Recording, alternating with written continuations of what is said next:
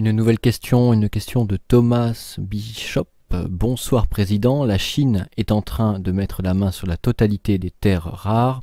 Vu notre dépendance envers ces terres rares pour les produits de haute technologie, ne risque-t-on pas de basculer d'une hégémonie américaine à une hégémonie chinoise? Alors, c'est peut-être pousser le bouchon un petit peu loin que de dire que la Chine met la main sur toutes les terres rares. C'est vrai qu'actuellement, les terres rares, comme on dit, donc qui sont certains éléments rares dans le tableau de classification des éléments, de la table de Mendeleïev. Donc il y a effectivement des terres rares que l'on utilise, par exemple, dans les cellules photovoltaïques, dans les panneaux solaires, dans les éoliennes, etc., dans les ordinateurs, il y a donc toute une série de produits de très haute technologie dans les smartphones qui nécessitent d'avoir ces composants qui sont des terres rares, et comme son nom l'indique, ce sont des minéraux qui sont assez rares. Il se trouve que la grande majorité des terres rares connues, dont les gisements sont connus, sont situés en République populaire de Chine, ça c'est exact. Ce à quoi pense peut-être l'internaute qui a posé cette question, c'est que il semble qu'il y aurait pas mal de terres rares également, d'autres gisements importants qui se trouveraient dans un pays dont on parle beaucoup en ce moment, qui est la Corée du Nord, qui d'ailleurs est frontalière de la République populaire de Chine. Et donc ce que pense peut-être cet internaute, peut-être que j'interprète sa pensée, c'est que il pense que derrière le soudain réchauffement entre la Corée du Nord et la Corée du Sud, il y a peut-être la volonté de Pékin de chaperonner le président Kim Jong-un, qui d'ailleurs vient de faire un deuxième voyage à Pékin en l'espace d'un mois. Ça donne quand même un peu l'impression que c'est quand même le président Xi Jinping et les dirigeants chinois qui maintenant donnent des ordres à Kim Jong-un. Ça veut donc dire probablement que les sanctions commerciales et les sanctions prises par la Chine pour la première fois contre la Corée du Nord ont été très efficaces, puisque plus de 90% du commerce extérieur de la Corée du Nord passe avec la Chine. Donc il y a peut-être cette volonté, en effet, de la part des Chinois de mettre la main là-dessus. Je n'en disconviens pas. C'est un choix stratégique.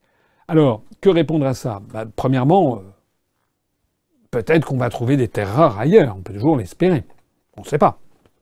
Peut-être que dans 5 ans, 10 ans, on trouvera des terres rares, je ne sais rien. Peut-être dans les fonds des océans. Par exemple, je ne sais pas, en Polynésie française, d'où je reviens, où on a, grâce à la Polynésie française, la France a la deuxième zone économique exclusive mondiale, grâce à la Nouvelle-Calédonie. Puisque je parle de Nouvelle-Calédonie, d'ailleurs, où il y aura un référendum le 4 novembre prochain sur l'indépendance, rappelons-nous qu'en Nouvelle-Calédonie, il y a une terre, c'est pas un minéraux rare, mais c'est quand même un minéraux important, notamment pour la fabrication des aciers spéciaux dont est particulièrement friande l'industrie chinoise. Eh bien, la Nouvelle-Calédonie est le deuxième producteur mondial de nickel. Il est évidemment très important que la France essaye d'être présente, de rester présente en Nouvelle-Calédonie. On prête actuellement aux intérêts chinois de mettre la main sur les usines de nickel qu'il y a en Nouvelle-Calédonie, notamment, je crois, l'usine de Doniambo. Donc, il faut effectivement... La géopolitique consiste à voir loin, là aussi, et à anticiper les stratégies d'acquisition non seulement de terres rares, mais de terres agricoles aussi, puisque vous savez que les Chinois sont en train d'acheter de façon massive des terres agricoles, y compris en France. Dieu sait si j'en ai parlé.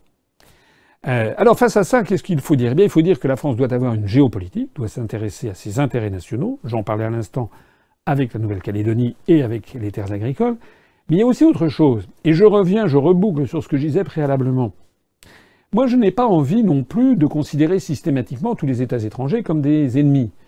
Nous avons des relations qui doivent se développer avec la Chine. C'est le premier pays du monde en termes de population. 1,450 milliard d'habitants. 1,5 milliard d'habitants bientôt. C'est la première économie mondiale en parité de pouvoir d'achat.